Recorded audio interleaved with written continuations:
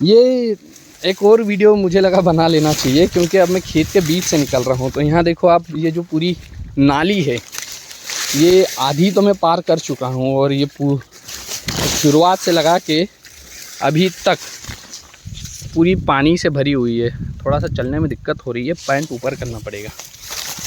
तो लाइट थोड़ा सा बढ़ा लेते हैं। तो ये देखिए, जो अच्छा है ऊपर वाले खेत में ना एक कुआं है, उस कुएं से हमने जो ओवरफ्लो का वाटर होता है, उस ओवरफ्लो के पानी को निकालने के लिए एक लाइन डाल रखी है। तो ये जो आपको दिख रहा है, थोड़ा और लाइट बढ़ा लेते हैं। ये जो आप देख पा रहे हैं, ये ओवरफ्लो का पानी वहीं से आ रहा है। हालांकि ये पहले काफ़ी अच्छे से आता था, लेकिन अब बहुत कम आ रहा है, और ये इधर खेत से होते हुए निकल जाता है। और एक हिस्सा खेत का ये है ओवर एक्सपोज्ड।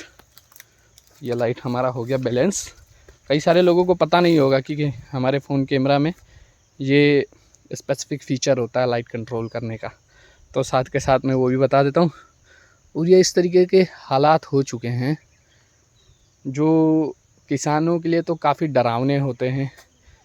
और मेरे घर वाले भी मुझे बोलते हैं कि तुम जाके खेतों में देखो, ये हो रहा है वो हो रहा है। चूँकि अब मेरा प्राइमरी सोर्स इस पर डिपेंडेंट है नहीं, तो मुझे इतनी चीज़ें डीपली समझ नहीं आती है कि क्या हो रहा है। लेकिन हाँ, अल्टीमेटली जो नुकसान है वो तो दिख रहा है, क्योंकि पिछले 3-4 साल से मैं देख रहा हूँ कि खर्च क्या आ रहा है। एक, अगर आप ट्रेडिशनल खेती करते हैं, चाहे आपने बारिश के सीज़न में मक्का लगा दिया हो, सोयाबीन लगा दिया हो, कपास लगा दिया हो, तो इसमें भी जो आपका खर्च जाता है वो काफ़ी ज़्यादा चले जाता है, क्योंकि आपको खेतों को कल्टीवेट करना होता है, हार्वेस्ट करना होता है, देन आप उसमें बुआई करते हैं। तो हर एक चीज़ मशीन से हो रही है, और मशीनरी अपना एक स्पेसिफिक चार्ज करता है। तो ये जो चीज़ें हैं मशीनरी से होने वाली, इनका तो आपको पे करना ही पड़ता है। और साथ में बीज का कॉस्ट होता है। उसके बाद आप जो फर्टिलाइज़ यूज़ करते हैं, क्योंकि खाद, हम न्यूज़ में देखते हैं कि खाद लगातार महंगे होते जा रहे हैं, और खाद की आपूर्ति नहीं होने की वजह से खाद की कालाबाज़ारी भी हो रही है। तो एक ये चीज़ें हैं जो आपके खेती का बजट बढ़ा देती है।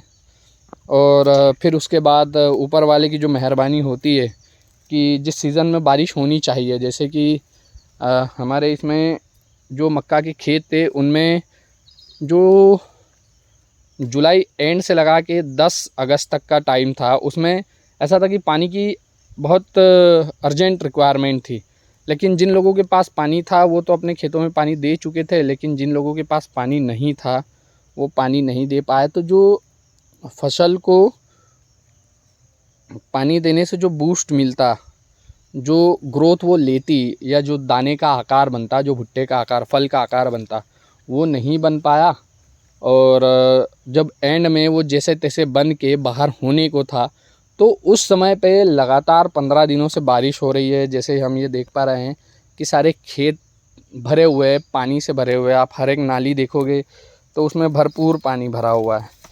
तो अब जो खर्च तो लगना था वो लग गया, साथ के साथ अब इसमें एक्स्ट्रा खर्च ये लगेगा कि ऐसी हालात में जब आपके यहाँ काम करने वाला कोई मज़दूर आएगा, तो वो उस कीमत में काम नहीं करेगा जो उसकी सामान्यतः होती है इस तरीके के काम करने की।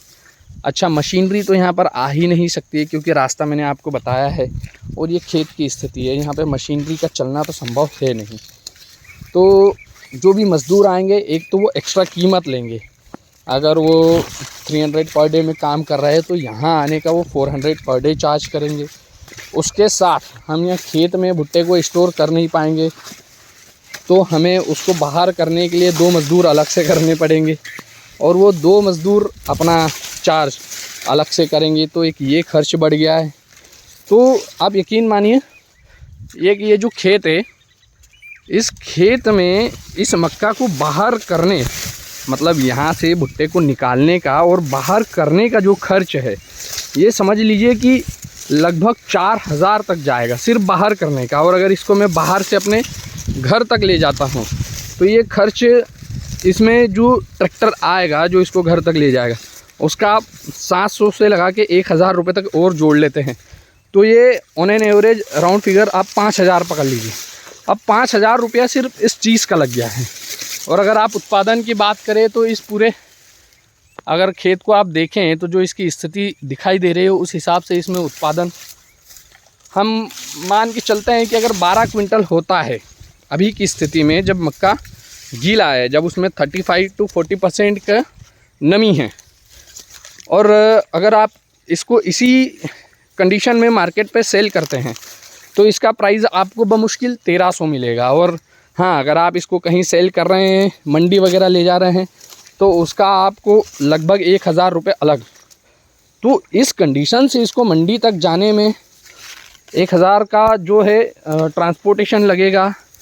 उसके बाद में जो एक और चीज़ जुड़ेगी वो ये जुड़ेगी कि जब आप इसको, मुझे लग रहा है लाइट बहुत कम हो गया है, ठीक है चलने देते हैं। हम इसको जब हार्वेस्ट करेंगे तो हार्वेस्टिंग का कॉस्ट भी जुड़ेगा इसमें, जो लगभग 70 to 80 kg पर क्विंटल होता है। तो अगर ये 12 क्विंटल भी निकल रही है तो 1000 वो हो गया, तो 1000 2000 ये कॉस्ट पहुँच गई 7000 रुपये।